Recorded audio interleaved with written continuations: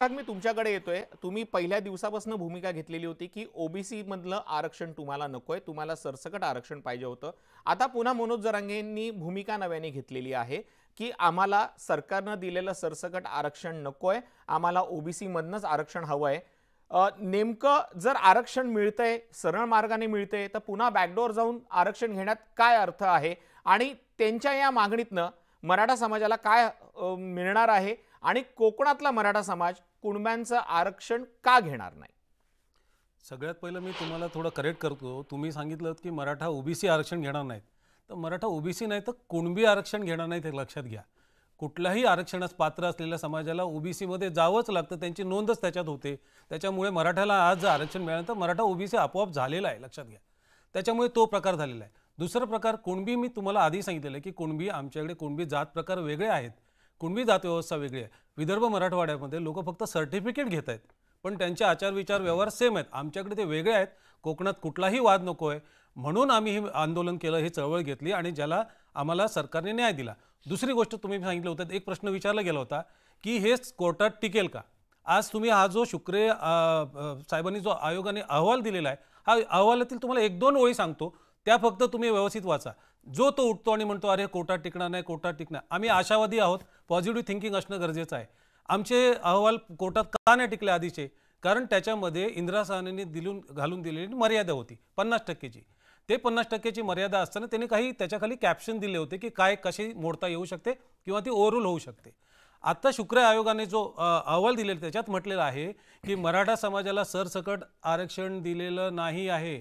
मराठा समाज जो क्वांटिफाय झालेला आहे त्यातील 15 ते 16% समाज हा प्रगत आणि उन्नत आहे, त्यांना बाजूला काढलेला आहे आणि उरलेल्या 84% जो मराठा समाज आहे त्याला आरक्षण दिलेलं आहे. त्याच्यामुळे इंदिरा साहनीची जी ही होती, त्यांची जी कॅप्स होती की जे खरोखर एक्स्ट्राऑर्डिनरी सर्कमस्टन्स असेल तेव्हाच देण्यात यावं आणि ही सिद्ध केलेली आहे आणि ते दिले गेलेलं आहे. आणि आम्हाला आशा आहे की या मुद्द्यावर ते टिकेल आणि आयोगात ते त्यांनी स्पष्ट नोंदलेलं आहे की इंदिरा साहनीने घालून दिलेल्या नियमाप्रमाणे हे आरक्षण दिलं गेलेलं आहे.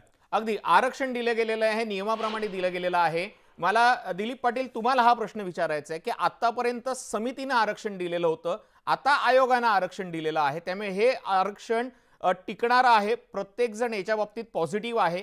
मात्र पुन्हा एकदा जी भीती जरांगेंच्या मनात आहे, जो दावा विरोधी पक्ष करतोय की हे आरक्षण टिकणार नाही, पुन्हा कायद्याच्या कचाटीत गेलं, न्यायालयीन लढाई लढावी लागली, तर मागच्या लढाईचा आलेला अनुभव आता कसा कामाला येऊ शकतो? आणि जसं तुम्ही म्हणालात की आमची बारीक नजर असेल प्रत्येक मुद्द्यावरती, कोण काय करतंय, ट्रान्सलेशन दिलं जातंय की नाही, भाषांतर होतंय की नाही, काय मुद्दे मांडतायत, याची वेळ येईल अशी भीती वाटते?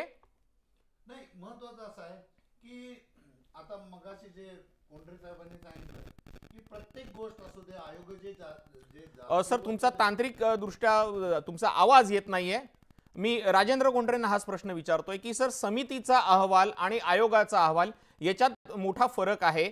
या फरकामुळे जसं घाग म्हणत होते की आता आम्हाला टिकणार आरक्षण मिळाले, आम्ही आशावादी आहोत, तुम्हाला काय वाटतं?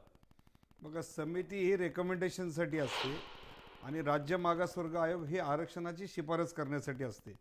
त्यामुळं न्यायमूर्ती शुक्रेंचा आयोग आहे आणि ह्या आयोगाने सर्वोच्च न्यायालयाने मराठा आरक्षण ज्या ज्या कारणासाठी फेटाळलं गेलेलं आहे त्याच्यातल्या त्रुटी न्यायमूर्ती भोसले, जे जस्टिस अलाहाबाद उच्च न्यायालयाचे चीफ जस्टिस होते, त्यांच्या अध्यक्षतेखालच्या समितीने ह्या सगळ्या त्रुटी आयडेंटिफाय केल्या आणि त्या राज्य सरकारला त्या काळामध्ये कळवलेल्या होत्या आणि त्यानुसार ते निष्कर्ष क्लिअरिफाय करण्याच्या दृष्टिकोनातनं तसं सर्वेक्षण टर्म्स ऑफ रेफरन्स घालून राज्य मागासवर्ग आयोगाला दिल्यामुळं आयोगाने त्यांची व्यापक जे काही सर्वेक्षण आहे ते करून हा रिपोर्ट आता राज्य सरकारकडे सबमिट केलेला आहे आणि तो पूर्ण वाचल्यानंतर नक्की याच्यात एक लक्षात येईल की कोणते जे काही सर्वोच्च न्यायालयाचे मुद्दे होते ते कशा पद्धतीने त्यांनी क्लॅरिफाय केले हे पाहणं फार महत्त्वाचं आहे. अगदी हे पाहणं फार महत्त्वाचं आहे.